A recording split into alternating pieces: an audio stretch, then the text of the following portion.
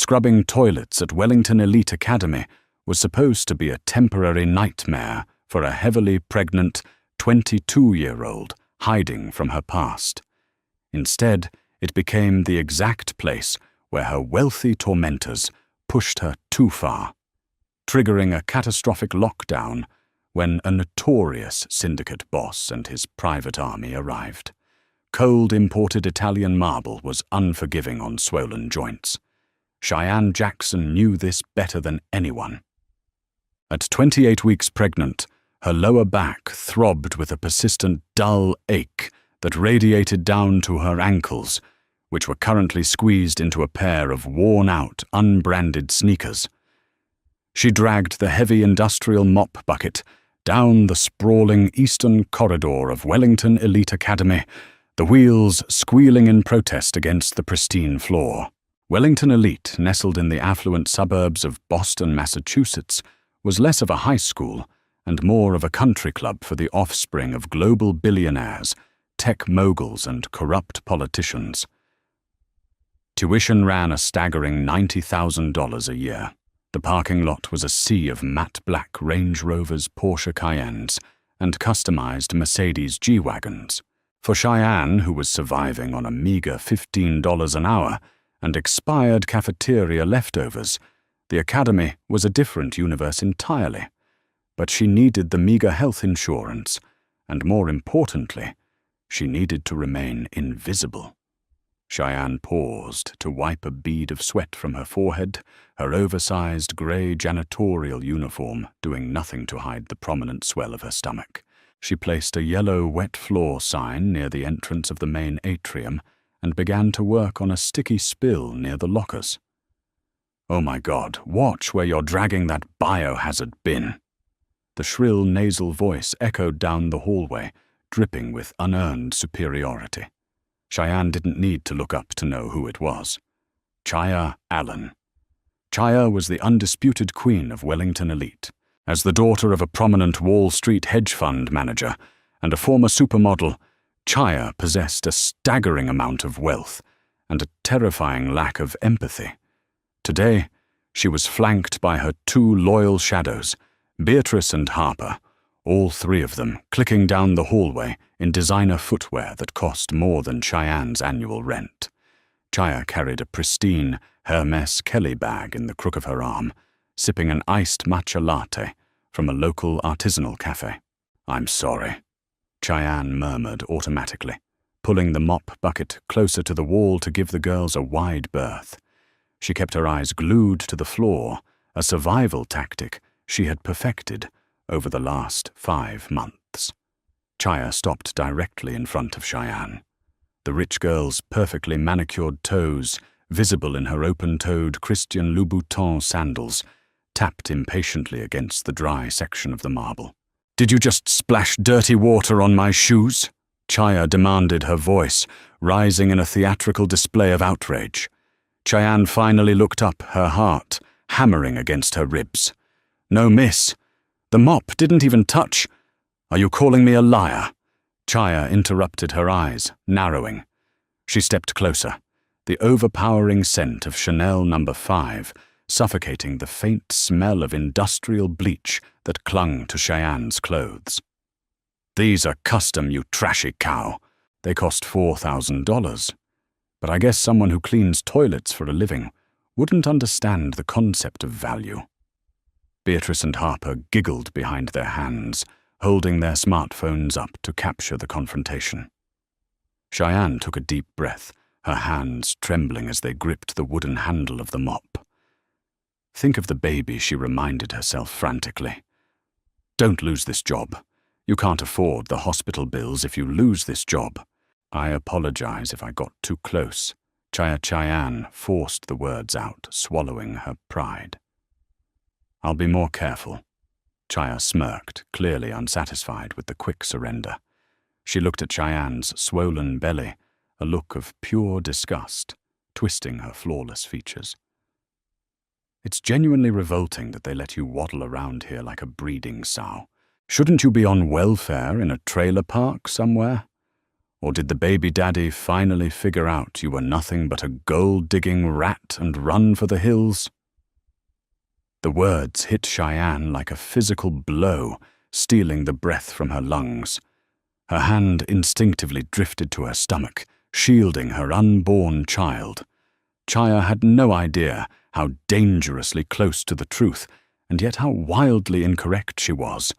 Cheyenne's mind briefly flashed back to Chicago 7 months ago, the penthouse suite at the St. Regis, the scent of sandalwood and expensive scotch, Damien Roth.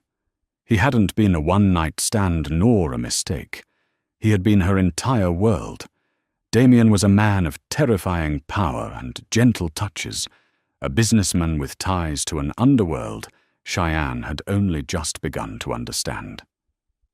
But the night she planned to tell him about the pregnancy, a rival syndicate had ambushed their convoy. In the chaotic aftermath, Damien's trusted right-hand man had shoved Cheyenne into a waiting car, handed her a bag of cash, and told her to disappear.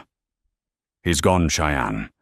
If they find you, they'll end you both," the man had said. She had fled to Boston, buried her real identity, and taken the lowest-paying, most degrading job she could find, hoping to fall completely off the radar of the Chicago crime families. She thought Damien was dead. The grief was a hollow, gaping wound in her chest that she dragged around every single day. "Cat got your tongue," Chaya taunted, stepping even closer. With a deliberate, agonizingly slow tilt of her wrist, Chaya tipped her plastic cup. The iced matcha latte cascaded directly onto the floor Cheyenne had just spent 20 minutes scrubbing. Ice cubes skittered across the marble. "Oops," Chaya deadpanned. "Looks like you missed a spot. Clean it up, sweetheart, and do it on your knees where you belong." Cheyenne stared at the green puddle spreading across the pristine floor. Tears of pure humiliation pricked the corners of her eyes, but she blinked them away fiercely. She'd slowly lowered herself, her aching back screaming in protest, and reached for a rag. She could hear the distinct sound of an iPhone camera shutter clicking as the girls walked away, laughing uproariously at their own cruelty. Friday afternoon arrived with a suffocating humidity that seeped through the heavy oak doors of Wellington Elite. The academy was in a state of chaotic frenzy, preparing for the annual senior gala. The grand cafeteria, an architectural marvel, featuring vaulted glass ceilings and enormous crystal chandeliers, had been cleared of its usual dining tables to make room for decorators. Cheyenne was exhausted. She had been on her feet for 9 hours, hauling trash bags that weighed entirely too much for a woman in her 3rd trimester.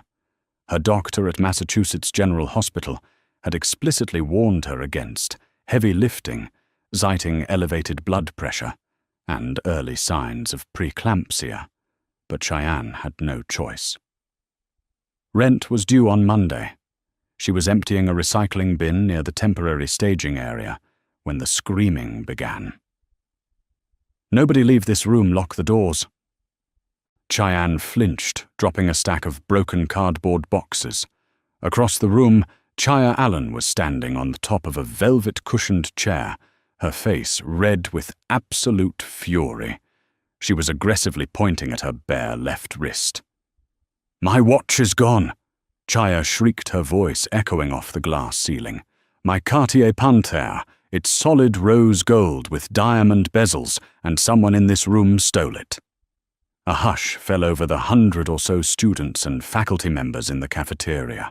Principal Richard Higgins, a balding, perpetually sweaty man, whose continued employment relied entirely on the donations of parents, like Chaya's father, immediately scurried forward.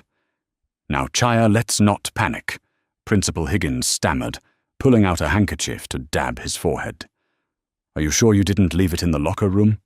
"I took it off 5 minutes ago to wash my hands in the adjacent restroom," Chaya yelled, stepping down from the chair. She began marching through the crowd, her eyes darting around maliciously. "I left it on the sink counter. When I went back, it was gone, and I know exactly who took it." Cheyenne's blood ran cold as Chaya's gaze locked onto her. The sea of wealthy teenagers parted instantly, leaving Cheyenne completely exposed in her stained grey uniform, clutching a black trash bag. "Her," Chaya spat, pointing a manicured finger directly at Cheyenne's face. "The janitor. She was in the hallway right outside the restroom. I saw her lurking around like a rat." "Chaya, please. I haven't been near the restrooms in 2 hours," Cheyenne said, her voice shaking but resolute. "I've been breaking down boxes over here the entire time. You can check the security cameras." "The cameras in that hallway have been broken all week, you lion thief." Chaya took a step closer, her face contorted in an ugly sneer. "You probably scoped it out beforehand. You need the money, don't you? Gotta pay for that bastard child growing inside you." The whispers in the room erupted into a vicious hum. Students were pulling out their phones, pressing record. Principal Higgins marched over to Cheyenne, his expression hardening. He knew Cheyenne was innocent. She didn't have the stomach for theft, but sacrificing a minimum-wage janitor to appease the Allen family was a transaction he was more than willing to make. "Miss Jackson," Higgins said coldly, "empty your pockets and the trash bag. Now." "Mr. Higgins, this is absurd." Cheyenne pleaded, her hands trembling as she held the bag. "I didn't take anything. You can search me, but I don't have it." Before Cheyenne could open the bag, Chaya lunged forward. "Give it to me!" Chaya yanked the heavy plastic bag out of Cheyenne's grip. The sudden violent motion caught Cheyenne off guard.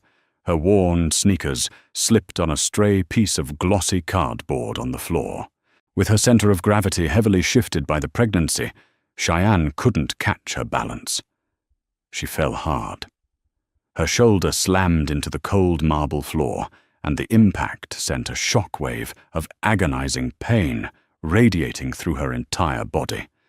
She instinctively curled into a fetal position, wrapping both arms protectively around her swollen stomach, a gasp of pure terror tearing from her throat. For a split second, the cafeteria was dead silent. Even the wealthy teenagers seemed to realize a line had been crossed. Cheyenne lay on the floor gasping for air, a sharp, terrifying cramp seizing her lower abdomen. "Get up, stop faking it," Chaya sneered, though her voice wavered slightly. She kicked the spilled contents of the trash bag. There was no Cartier watch inside, just crushed paper cups and damp napkins. Call an ambulance," Cheyenne whimpered, tears finally spilling over her cheeks as the abdominal cramp intensified into a blinding spike of pain. Principal Higgins looked panicked. "Stand back, everyone. Let's just—" Before the principal could finish his sentence, the heavy glass windows of the cafeteria rattled in their steel frames. A low, rhythmic vibration reverberated through the marble floor, powerful enough to rattle the chandeliers overhead. It sounded like a localized earthquake. Outside the floor-to-ceiling windows, the manicured front lawn of Wellington Elite Academy was suddenly cast in flashing amber and white lights. The students rushed to the glass gasps of confusion and fear erupting through the crowd. Smashing through the wrought-iron security-coded front gates of the academy were 12 identical armored, jet-black Cadillac Escalades. They didn't slow down for the speed bumps. The massive vehicles roared up the circular driveway in a synchronized, terrifying formation, completely trapping the campus in a tactical perimeter. The vehicles slammed into park simultaneously. The doors flew open. Over 100 men poured out of the SUVs. They were not police. They wore impeccably tailored black suits, black ties, and combat boots. More terrifyingly, they were heavily armed. Matte black tactical rifles hung strapped across their chests, and earpieces curled around their necks. They moved with military precision, instantly securing every exit entrance and sightline of the building. The Boston Police Department wasn't coming. They had already been paid to look the other way. The main double doors of the cafeteria were suddenly kicked open with enough force to shatter the security hinges. 10 armed men flooded into the room, fanning out in a semicircle and raising their weapons slightly, creating an impenetrable wall of lethal force. The screaming of the students ceased, instantly replaced by a suffocating, terrified silence. Chaya Allen dropped her phone, her face draining of all color. Principal Higgins froze his knees, visibly shaking.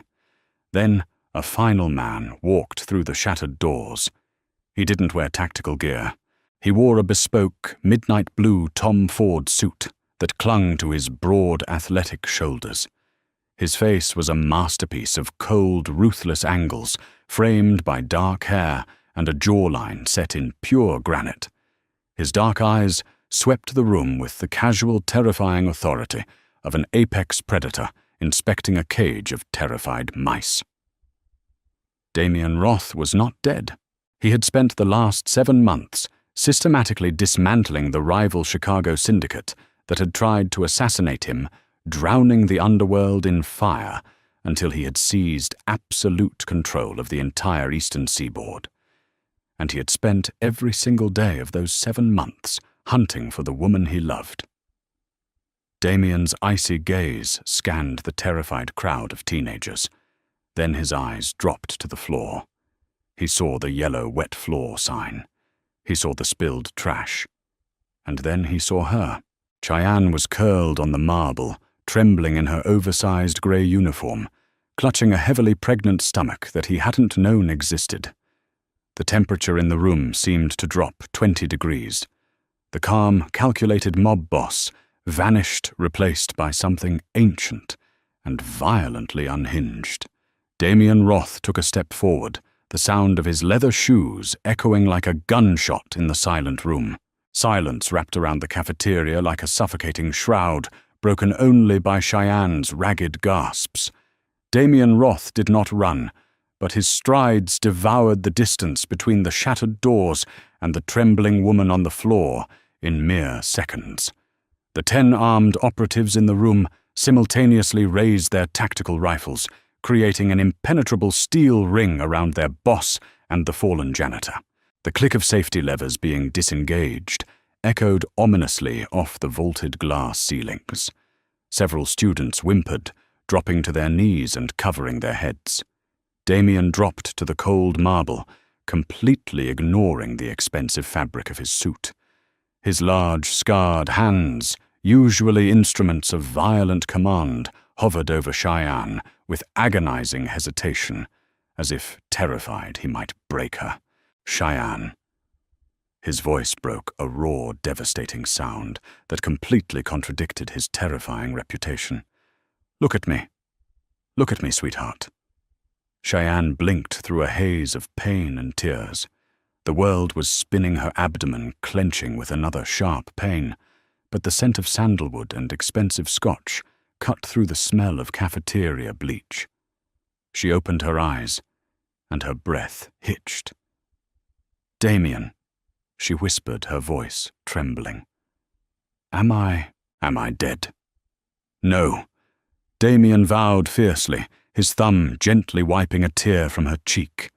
He stared at her swollen stomach, a chaotic storm of shock, wonder, and bottomless rage swirling in his dark eyes. You are very much alive, and I am never letting you out of my sight again. He turned his head, slightly barking a command over his shoulder. Leo, get the medic in here now. A towering man in a black suit sprinted forward, carrying a heavily stocked trauma bag. While the medic quickly checked Cheyenne's vitals and assessed the cramping, Damian slowly stood up. The tender, desperate lover vanished in an instant, completely replaced by the apex predator of the eastern seaboard. He turned his attention to the crowd. Who? Damian asked, his voice deathly quiet. Put her on the floor. Nobody moved. Nobody breathed. Principal Higgins looked as though he was going to faint, his face a sickly shade of grey. I won't ask twice. Damien stated, drawing a custom, matte black Kimber 1911 pistol from his shoulder holster with terrifyingly fluid grace. He didn't point it at anyone. He simply held it by his side. The implication was enough. Chaya Allen, driven by a toxic combination of aristocratic arrogance and sheer stupidity, decided she was untouchable. She crossed her arms, though her hands were visibly shaking.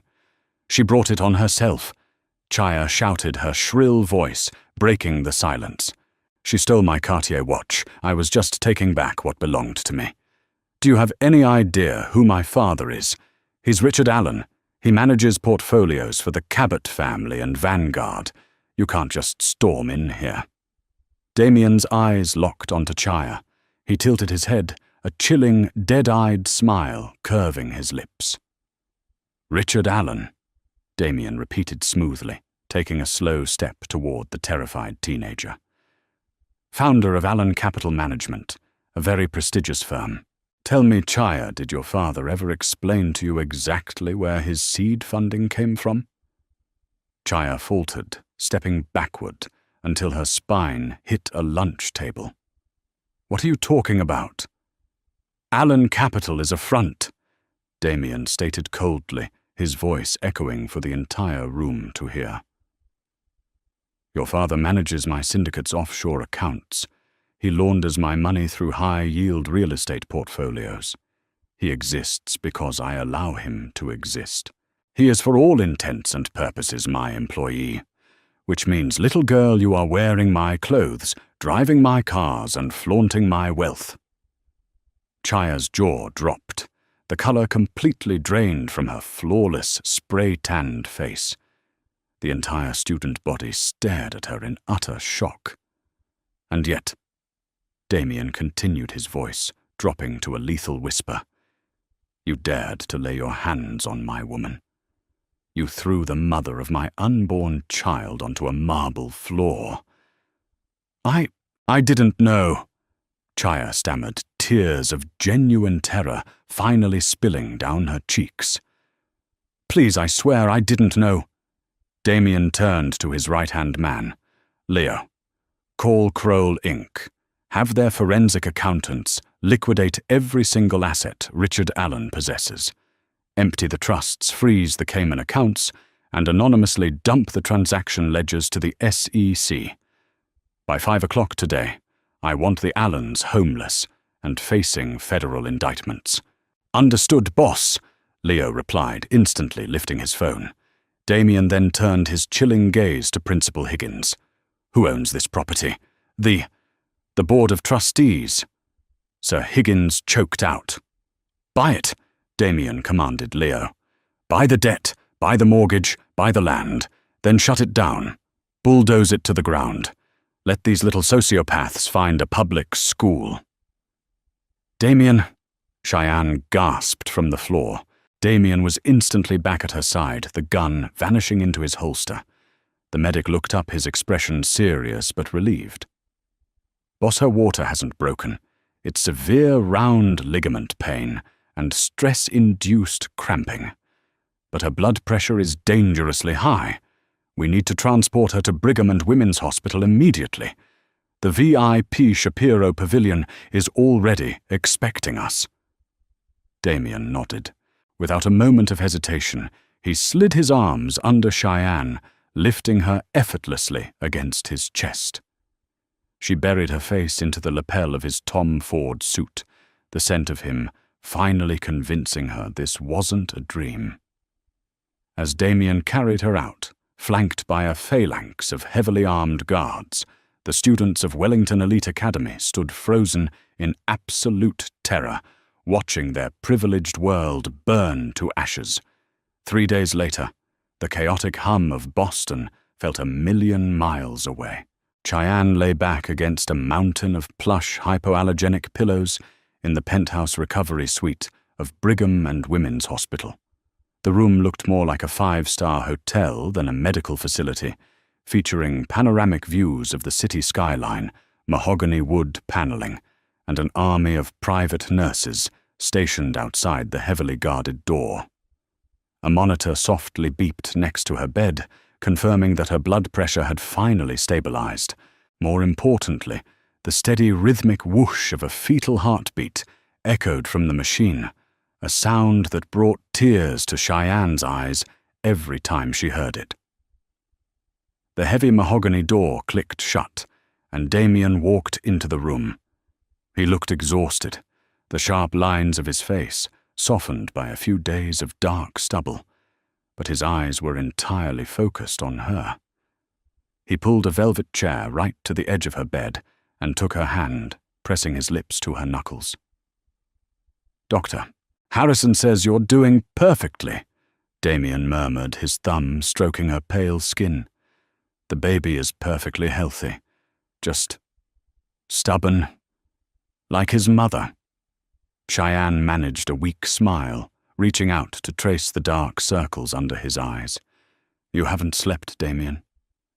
"I have the rest of my life to sleep," he replied softly. "For 7 months, every time I closed my eyes, I saw that ambush in Chicago. I thought I lost you." Cheyenne's smile faded, the memory of that terrifying night flooding back. "They told me you were dead. Vincent, your lieutenant, he shoved a bag of cash into my hands and told me the rival family had killed you. He said if I didn't run, they would kill me too." Damien's jaw tightened, a flash of cold fury momentarily darkening his features. "Vincent was a rat. He was working with the Russians. When my SUV was hit by the RPG, I was thrown clear. But I was in a coma for a month. Vincent tried to seize control of the syndicate while I was incapacitated. He sent you away because he knew you were my only vulnerability, and he wanted my bloodline completely severed." Cheyenne gasped, her hand instinctively protecting her stomach. "What happened to him?" "He has been permanently removed from the chessboard." Damien stated a dark finality in his tone that told Cheyenne everything she needed to know.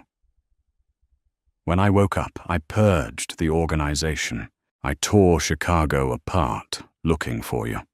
But Vincent had wiped the security footage at the St. Regis, and you had paid for everything in cash. It took my security teams at Academy 6 months to track a single pharmacy receipt for prenatal vitamins to a clinic in Boston." He leaned forward, pressing his forehead gently against hers. "When I got the call that you were working as a janitor in a high school, scrubbing floors to survive, it broke me, Cheyenne. I am so deeply sorry I wasn't there to protect you. You're here now," Cheyenne whispered, tears spilling onto her cheeks. "That's all that matters. But Damien, what about the school? What about Chaya?" Damien sat back, a cool, satisfied smirk playing on his lips. "As requested, Wellington Elite Academy no longer exists. The trustees sold the property to my shell corporation yesterday morning. We're tearing it down to build a state-of-the-art pediatric clinic for underprivileged families. I figured it was poetic justice." "And the Allens?" Cheyenne asked, almost afraid to hear the answer. "Federal marshals raided Richard Allen's offices yesterday," Damien said smoothly, picking up a glossy apple from a fruit basket and inspecting it. "It turns out that when a billionaire's offshore accounts are suddenly dumped onto the dark web and sent to the SEC, the IRS gets very aggressive. Their assets are frozen. Their mansions are seized. I heard Chaya threw a tantrum when her platinum credit cards were declined at a luxury hotel downtown. She's currently living in a 2-star motel near the airport." Cheyenne exhaled a long breath. She didn't feel pity for Chaya, nor did she feel a vicious sense of triumph. She just felt an overwhelming sense of relief. The nightmare was finally over. Suddenly, Cheyenne gasped, her hand flying to her stomach. Damien was on his feet instantly, his face pale with panic. "What is it, the pain? Should I call Dr. Harrison?" "No, no," Cheyenne laughed, grabbing his hand and pressing it firmly against the side of her swollen belly. "Wait, just wait." For a few seconds there was nothing, and then a sharp, distinct kick pressed outward against Damien's palm. The ruthless Mafia boss, a man who commanded hundreds of armed killers and controlled an empire of shadows, completely froze. His breath caught in his throat. He stared at his hand, then up at Cheyenne, his dark eyes shining with unfiltered awe and absolute devotion. "He's strong," Damien whispered, completely mesmerized. "She," Cheyenne corrected gently, a teasing smile on her lips. "I have a feeling it's a girl." Damien smiled, a genuine, blinding expression that completely transformed his face. He leaned down, kissing Cheyenne deeply, sealing a promise of protection and love that no force on earth could ever break. "A girl," Damien murmured against her lips. "Heaven help any boy who ever tries to break her heart. He'll have an entire army to answer to." What would you do if you were in Cheyenne's shoes? Would you forgive the people who bullied you, or would you let the syndicate take everything from them? Drop your thoughts in the comments below. If you loved this intense story of revenge and romance, hit that like button, share this with your friends, and make sure to subscribe to the channel for more incredible daily audio dramas. See you in the next one.